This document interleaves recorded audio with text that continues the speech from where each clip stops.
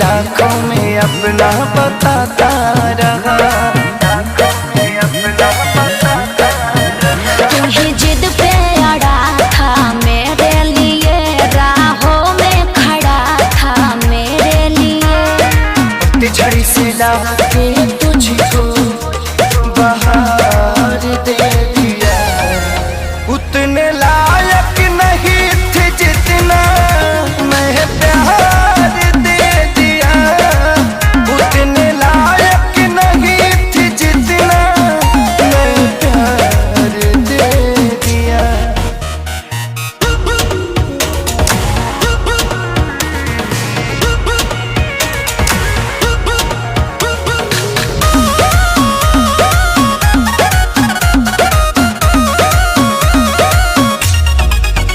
कर रही हो हवा की सवारी सनम, फिर संभलेंगे कुंदन के सारी सनम।